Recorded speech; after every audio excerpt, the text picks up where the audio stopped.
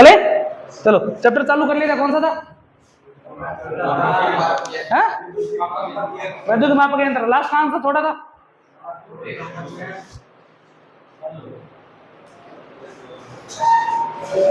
कहाँ छोड़ा था? लास्ट कहाँ छोड़ा था?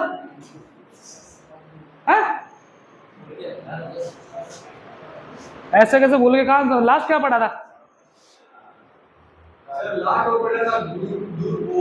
अपन बलों की उत्पत्ति करना सीख रहे हैं। बलों की उत्पत्ति करना, बल उत्पन्न कैसे होते हैं। चलो, बल उत्पन्न करने के कितने बल काम करते हैं? 3 बल। डिफ्लेक्टिंग टॉर्क, कंट्रोलिंग टॉर्क और डैम्पिंग टॉर्क। डिफ्लेक्टिंग टॉर्क किसको बोलते हैं? सुई को आगे लेके जाने वाला, वो है कौन सा? Deflecting torque. उत्पन्न करने कितनी विधियां थी? उत्पन्न करने की डिफ्लेक्टिंग टॉर्क उत्पन्न करने कितनी विधियां थी? 2। कौन कौन सी? चुंबकीय वाली विधि थी, चुंबकीय क्षेत्र और उष्ण। चुंबकीय विधि में किसको बोलते हैं? इसके अंदर 2 चुंबकीय क्षेत्र चाहिए। 2 चुंबकीय क्षेत्र को मध्य क्या होता है? प्रतिक्रिया स्वरूप ये बल उत्पन्न होता है। या तो आकर्षण के कारण होगा या प्रतिकर्षण के कारण होगा। चले, या तो प्रतिकर्षण के कारण सुई कहां जाएगी? आगे जाएगी, या आकर्षण के कारण सुई आगे जाएगी। चले, दूसरा विधि कौन सी थी? ऊष्मीय प्रभाव, जिस अन्य किस नाम से जानते हैं? सीबेक प्रभाव। सीबेक प्रभाव। 2 वस्तुओं के तापांतर के कारण, 2 वस्तुओं में ताप के अंतर के कारण क्या उत्पन्न होता है? प्रेरित विद्युत बल उत्पन्न होता है, जिसके कारण पॉइंटर कहां जाएगा? आगे जाएगा। चलो, ये था डिफ्लेक्टिंग टॉर्क उत्पन्न करने की विधियां। फिर कौन सी विधि थी? Controlling torque. कंट्रोलिंग टॉर्क उत्पन्न करने की विधियां कितनी होती है? 2। कौन कौन सी? स्प्रिंग विधि और गुरुत्वीय नियंत्रण विधि। चले, बात करते हैं स्प्रिंग विधि। माइंड के अंदर सबसे पहले तो डायग्राम आ जाना चाहिए। जिसका डायग्राम माइंड में आ गया वो सारा क्वेश्चन हो गया। आगे क्या? एक धुरा लगाया था, धुरे के ऊपर स्प्रिंग, ऊपर बेयरिंग, फिर पॉइंटर लगा के एक पैमाना बनाया था। ये थी कौन सी? स्प्रिंग विधि। बाल स्प्रिंग विधि को किस नाम से जानते हैं?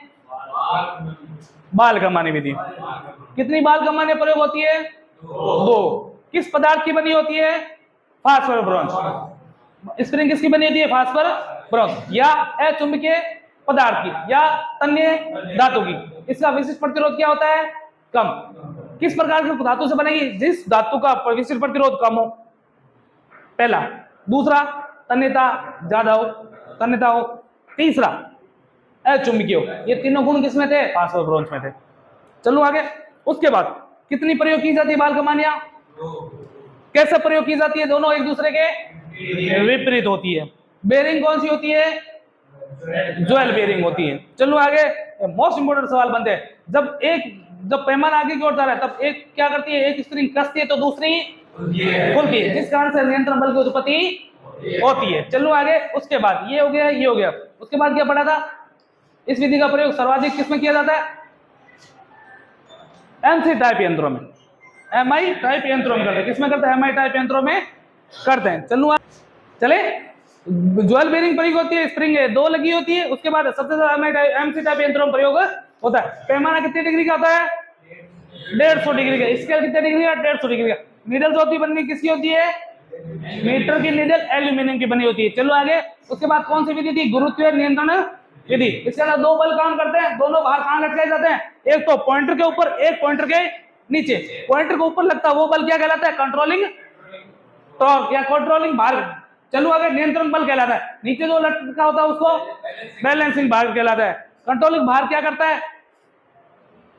पॉइंटर को आगे जाने, टकराने से रोकता है, और बैलेंसिंग भाग वापस शून्य पर लाता है। इस विधि का उपयोग सदैव कौन सी स्थिति में करते हैं? ऊर्ध्वाधर स्थिति में, खड़ी स्थिति। क्यों? ऊर्ध्वाधर स्थिति में ही काम करता है गुरुत्वाकर्षण। यहां तक को दिक्कत, समस्या, परेशानी? चलेगा बेटा, आगे देखो। अगले कौन सी? अवमंदक बल। कौन सा बल है? अवमंदक बल। अवमंदक बल या इसको बोलते हैं डैम्पिंग टॉर्क। क्या बोलते हैं? Damping torque. चले, उत्पन्न करने कितनी विधियां होती है? भाई पता तो दिया था अवमंदक बल किसको बोलते हैं, बहुत सारा हो गया। उत्पन्न करने कितनी विधि होती है? 3। सबसे पहले विधि पढ़ेंगे कौन सी? वायु घर्षण प्रणाली। कौन सी है? वायु घर्षण प्रणाली। वायु घर्षण प्रणाली। चलो आगे। वायु घर्षण प्रणाली। उससे पहले 3 चीजें इंपॉर्टेंट लिखवाता हूं, ध्यान रखना। नोट डाल के लिख लेना, नोट। चले, एक ऐसा मीटर है जिसको नियंत्रण बल की आवश्यकता नहीं होती। वेव मीटर मीटर जिसे नियंत्रण बल की आवश्यकता नहीं होती, आवश्यकता नहीं होती। कौन सा मीटर है वो? उसको बोलते हैं पीएफ मीटर। क्या बोलते हैं? मोस्ट इंपोर्टेंट है, ध्यान रखना। कौन सा मीटर है? PF meter. चलो आगे। एक मीटर मात्र जिसमें नियंत्रण बल की आवश्यकता या नियंत्रण बल होता ही नहीं है। कौन सा मीटर है? Power factor metre. चलो आगे। अगला एक चीज और, वेव मीटर जिसमें स्प्रिंग की जगह है कॉइल प्रयोग की जाती है। क्या प्रयोग की जाती है? कॉइल प्रयोग की जाती है। कौन सा मीटर है वो मीटर कहलाता है मेगर। क्या कहलाता है? मेगर। दो इंपॉर्टेंट चीजें ध्यान रखना। एक तो स्प्रिंग का काम प्रयोग करते हैं एमसी टाइप यंत्रों में, जिसको पीएमसी बोलते हैं। आगे पढ़ोगा पीएमएमसी, परमानेंट मैग्नेट कॉइल, आगे की बात है। वेव मीटर जिसमें कंट्रोलिंग टॉर्क की आवश्यकता नहीं होती। कौन सा मीटर है? Power factor metre. चलो, वेव मीटर जिसमें कॉइल स्प्रिंग की जगह किसका प्रयोग करते हैं? कॉइल। वो क्या कहलाता है? कौन सा मीटर है? मेगर। अब मेगर क्या काम करता है वो आपको पता ही है। पावर फैक्टर मीटर क्या काम करता है ये आपको पता ही है। अब आ जाओ वायु घर्षण प्रणाली। सबसे पहले तो याद रखना, सबसे अधिक प्रयोग की जाने वाली प्रणाली, सबसे अधिक प्रयोग होने वाली प्रणाली। चलूं क्या आगे? सबसे अधिक प्रयोग होने वाली प्रणाली कौन सी होती है? वायु घर्षण प्रणाली। सेम वही चीज है। सबसे ज्यादा इंपोर्टेंट क्या होने वाला है? इसका डायग्राम। हर चीज के लिए इस्पात करने के लिए क्या लगा होता है? धुरा। नहीं होगा क्या? धुरा होगा। धुरे पे क्या लगी होती है? कौन सी? Jewel bearing. इतने तो होशियार हो गए अब तो। Jewel bearing. चलेंगे। यहाँ पे लगा होता है क्या आपका? स्प्रिंग वाली तो कंट्रोलिंग में आएगी। अपन आप क्या पढ़ रहे हैं? हम अंदर पढ़ रहे हैं। स्प्रिंग क्यों लगाएंगे? एंड में प्योर एक डायग्राम बना दूंगा जिससे आप समझोगे। ये हो गया धुरा, मतलब स्केल हो गया। ये क्या हो गया? पैमाना। चलो आगे। इस विधि में एक धुरे के इस साइड पे ऐसे एक पट्टी लगी होती है, ऐसे एक पट्टी होती है। चलो, इस पट्टी के बीच में होता है छिद्र। क्या होता है? छिद्र। और ये पट्टी होती है एल्यूमिनियम की। किसकी बनी होती है? एल्यूमिनियम। अब दोबारा सुनना, एक एक चीज लिखते जाते हैं, समझते जाते हैं। सबसे ज्यादा अवमंदक बल की वे प्रणाली सबसे ज्यादा प्रयोग होती है कौन सी है? वायु घर्षण प्रणाली। इस विधि में एक पिस्टन नुमा एल्यूमिनियम की पत्ती प्रयोग की जाती है। पहली बात है पिस्टन नुमा पत्ती प्रयोग की जाती। चलो आगे। अगला, इस पत्ती में एक छिद्र होता है। क्या होता है? छिद्र होता है। मोस्ट इंपोर्टेंट है, ध्यान रखना। ये दिख रहा है मैंने बनाया हो ना, ये दिख गया था साइड। छिद्र होता है। चलो आगे। अगला, जब अब आपको पता है विक्षेपक बल तो आएगा। जैसे विक्षेपक बल आएगा पॉइंटर कहां जाएगा? आगे। कंट्रोल करने के लिए स्प्रिंग लगा देंगे, वो कंट्रोल कर लेगी। अपन अभी क्या पढ़ रहे हैं? अवमंदक। तो केवल किसकी बात करेंगे? अवमंदक की। जब पिस्टन नुमा पत्ती एयर चैम्बर में गति करती है। एयर चैम्बर में क्या करती है? गति करती है। तो छिद्र में हवा भरने लगती है। ये लाइन समझ आई कि नहीं है? पहले तो ये बताओ भाई। सीधी सी बात, अगर ये पॉइंटर आगे जाएगा, ये पीछे आएगा, तो हवा नहीं भरेगी गैस के अंदर। इसलिए तो छिद्र किया। जब हवा भरेगी तो इसकी गति को कम नहीं कर देगी कि नहीं कर देगी? कम वजन तो डालेगी ना। मोटरसाइकिल पीछे बैठे, नॉर्मल बैठो, कोई दिक्कत नहीं। कभी है ना कट्टा लेना, कट्टे को खोल के ऐसे छोड़ना। अपन घर पे कभी बिस्तर तो लाते हैं, है ना? सीधा रख के लाते हैं ना गद्दा, तो कोई दिक्कत नहीं। गद्दे को ऐसे लाओ, कभी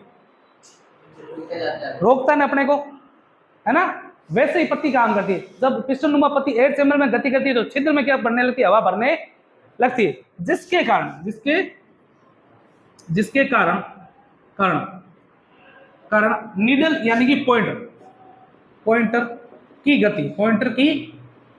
गति कम हो जाती, क्या हो जाती है, कम हो जाती। और पॉइंटर की गति को कम करने वाला बल क्या कहलाता है, अवमंदक बल कहलाता है, नहीं कहलाता क्या, उत्पन्न हो गया ना बल।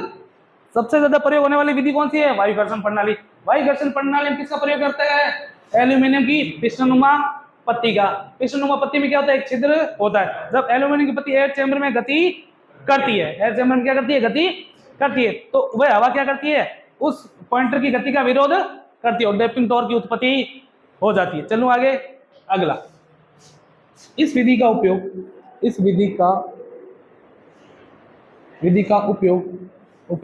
एमआई टाइप यंत्रों में किया जाता है। एमआई टाइप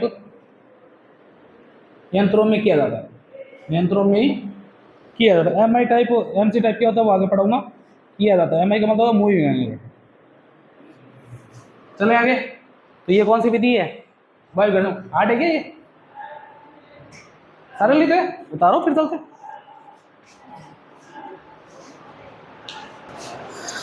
चले, ये कौन सी विधि थी, वायु घर्षण विधि, अवमंदक बल। चले, अगली विधि का नाम है एडी करंट विधि। कौन सी विधि है, एडी करंट विधि। मोस्ट इंपोर्टेंट है, ध्यान रखना, एडी करंट विधि। चले, सेम चीज है, क्या होगा, एक धुरा होगा, यहाँ क्या लगी होती है, बेरिंग तो होगी वरना लगेगा कैसे, टिकेगा कैसे ही। चले, यहाँ क्या लगा होता है, एक इसके अंदर लगी होती है एक गोल पत्ती।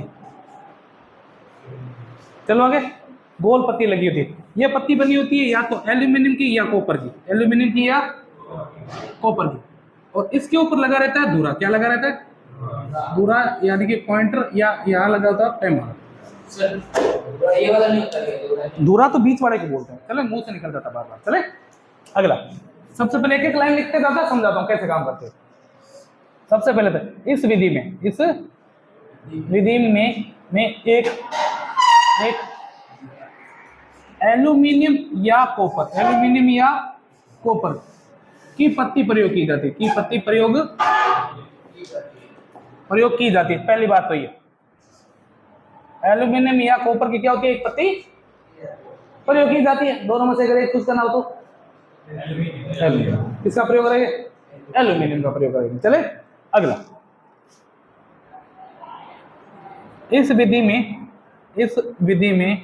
में स्थायी चुंबक प्रयोग किया जाता है। क्या प्रयोग किया जाता है, स्थायी चुंबक प्रयोग किया जाता है, क्या प्रयोग किया जाता है, स्थायी चुंबक, परमानेंट मैग्नेट प्रयोग किया जाता है। लगे कहाँ होता है, ऐसे लगी होती है, देखो यहां समझने वाली चीज है, ध्यान से समझना। यहाँ होता है एन और यहाँ क्या होता है, स्थायी चुंबक होगी। सबसे पहले तो इसमें एक पत्ती प्रयोग करते हैं, एल्यूमिनियम की होती है, और क्या प्रयोग करते हैं, स्थायी चुंबक। अभी तक इतना ही। अगला, फिर इस विधि में कौन सी विधि, एडी करंट विधि। इस विधि में एल्यूमिनियम की पत्ती को कहाँ लगाते हैं, कहाँ लगाई हुई है, स्थायी चुंबक के बीच में, नहीं, ये बीच में, स्थायी चुंबक के बीच में,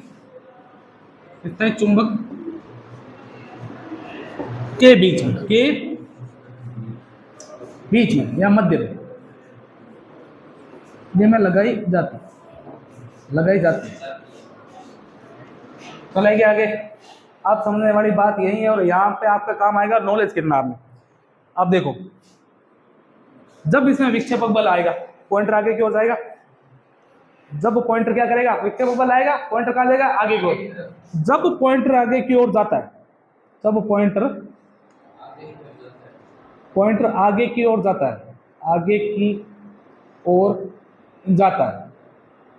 है, तो साथ में लगी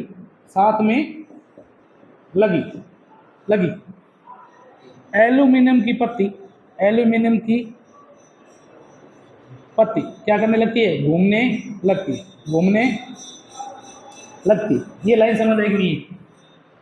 भाई इस पे लगा है ना यार, ये आगे जाएगा तो कोई सीधी सी बात हो, इसमें क्या समझने वाली बात? घूमेगा घूमेगा ये तो भाई, जब पॉइंटर आगे जाएगा तो पॉइंटर कहां से जुड़ा हुआ है? पत्ती पे, तो इसमें साथ लगी चीज तो घूमेगी घूमेगा भी, जब ऊपर वाली चीज घूम रही है। चलो आगे, ये थोड़ी मोटरसाइकिल चल रही है, आप ऊपर बैठे हो तो आप वहीं रहेंगे, आप भी तो साथ में जाओगे उसके। अगला, यहां तो कोई दिक्कत समझे परेशानी है? आप देखना, जब एल्यूमिनियम की पत्ती घूमती है, जब एल्यूमिनियम की पत्ती घूमती है तो वे चुंबकीय क्षेत्र, चुंबकीय बल रेखा होगा, चुंबकीय बल रेखाओं का छेदन करती है, छेदन करती। लाइन समझ आएगी मेरी बेटा? अब एन से क्या निकलेगी? चुंबकीय बल से क्या निकलेगी? नहीं निकलेगी, एस से भी तो निकलती है, एस एन की ओर तो चलती है, और किस ओर से चलती है? तो बीच में क्या लगी? पत्ती चुंबकीय बल रेखा क्या करने लगती है? काटने लगती है। अब ये बताओ, यहाँ पे माइकल फेराडे का प्रथम नियम लग रहा है, कौन सा लग रहा है? प्रथम नियम। चुंबक अपनी जगह स्थिर है, चालक क्या कर रहा है? गति कर रहा है। मैंने माइकल फेराडे का प्रथम नियम क्या था? जब चुंबकीय क्षेत्र और चालक के मध्य क्या करवाई जाए? सापेक्ष गति करवाई। सापेक्ष मतलब क्या? दोनों में से एक स्थिर होना चाहिए। यहाँ पे कौन स्थिर है? चुंबक स्थिर है, और चालक क्या कर रहा है? गति कर रहा है। तो धारा उत्पन्न होगी कि नहीं होगी? कौन सी धारा उत्पन्न होगी? प्रेरित विद्युत धारा। कौन सी उत्पन्न होगी?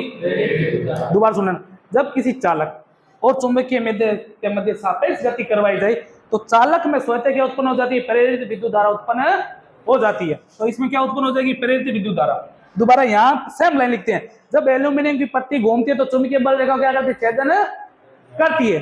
तो माइकल के प्रथम नियमानुसार, तो फेराडे के प्रथम नियमानुसार चालक यहाँ पे कौन है? एल्यूमिनियम की पत्ती है। यहाँ पे चालक कौन है? एल्यूमिनियम की पत्ती। चालक में स्वतः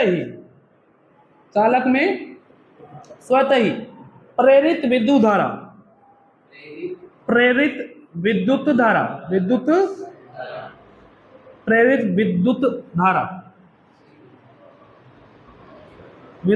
उत्पन्न हो जाती है,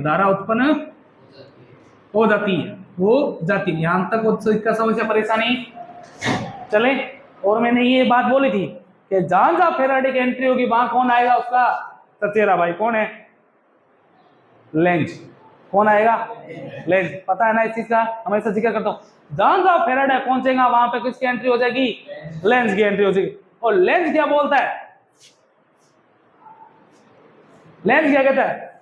प्रेरित विद्युत धारा या प्रेरित विद्युत दाब बल सदैव उनकी ही विरोध करते हैं जिनसे इनकी क्या हुई? उत्पत्ति हुई है।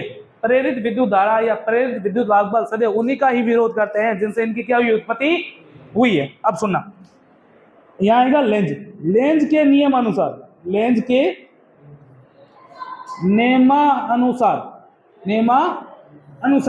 प्रेरित विद्युत धारा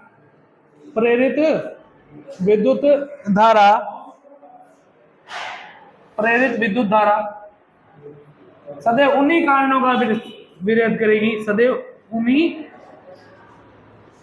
कारणों का विरोध करती है जिनसे इनकी उत्पत्ति हुई है। इनकी क्या हुई है? उत्पत्ति हुई है। जिनसे इनकी क्या हुई है? उत्पत्ति हुई है। ये लाइन समझ आई क्या? अब मेरे को यह बात बताओ, ये जो प्रेरित विद्युत धारा उत्पन्न हुई है किसके कारण उत्पन्न हुई है? पत्ती घूमने के कारण उत्पन्न हुई है। पत्ती घूमती नहीं तो कुछ होता ही नहीं। पत्ती घूमी है। पत्ती किस कारण घूमी है? ये आगे गया था ना, ये सारा आगे गया तभी तो घूमी है। तो इसका क्या करेगी? विरोध। इसकी गति को क्या कर देगी? कम नहीं कर देगी क्या?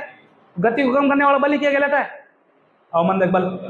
दोबारा सुन लेना, आगे एक लाइन लिखूंगा। एल्यूमिनियम की पत्ती क्या हुई? घूमी। घूमने से क्या हुई? माइकल फेराडे का प्रथम नियम आया, इसमें क्या हो गई? प्रेरित विद्युत धारा। लेंज क्या बोलता है? प्रेरित विद्युत धारा है, प्रेरित विद्युत सदैव उन्हीं कारणों का विरोध करते हैं जिसके इनसे क्या हुई? उत्पत्ति हुई है। इसकी उत्पत्ति किस कारण हुई है? धुरे के आगे जाने से कारण हुई है, पॉइंटर के आगे जाने से तो हुई है। है ना। तो इसका क्या करेगा, इसकी गति का विरोध करेगा। गति का विरोध करेगा मतलब क्या होगा, कंपनों को कम नहीं कर देगा, क्या कर देगा ना। अगली लाइन ऊपर लिखता हूं, बाद में उतार लेना वीडियो से।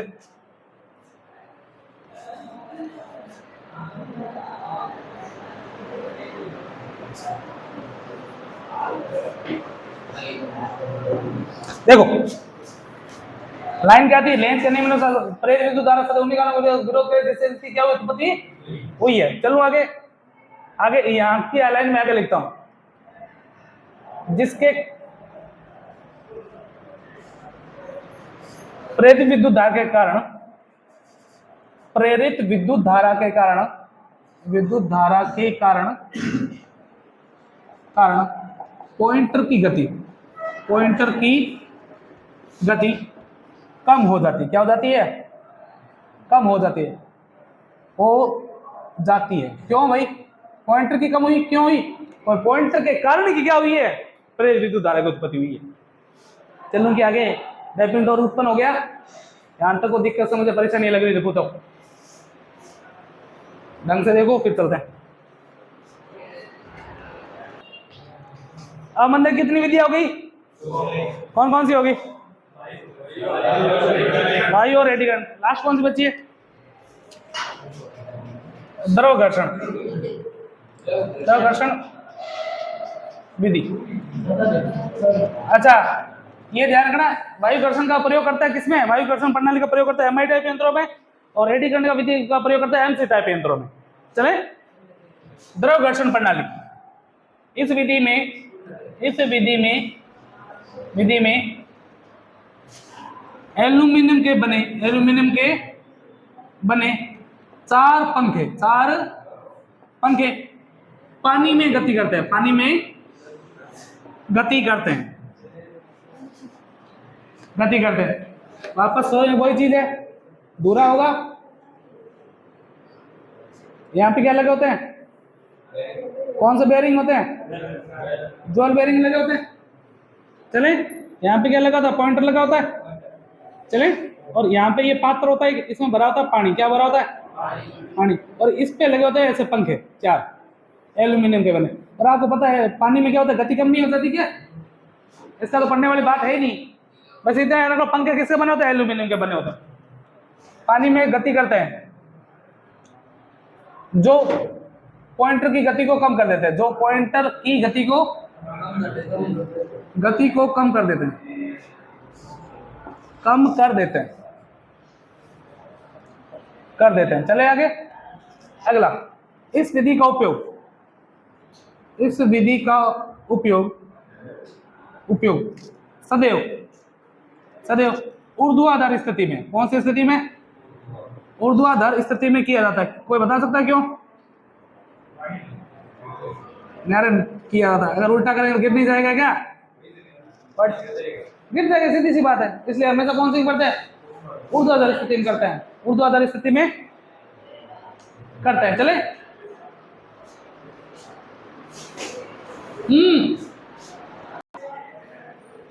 चले, चलो, इस विधि का उपयोग कहां करते हैं, सदैव ऊर्ध्वाधर स्थिति में किया जाता है। अगला ये हो गया, ये हो गया, सबसे कम विधि का प्रयोग करते हैं, सबसे कम प्रयोग होने वाली विधि कौन सी है, होने वाली विधि है कौन सी, द्रव घर्षण प्रणाली। सबसे ज्यादा प्रयोग होने वाली वायु घर्षण प्रणाली। चलने के आगे उतारो फिर चलते हैं।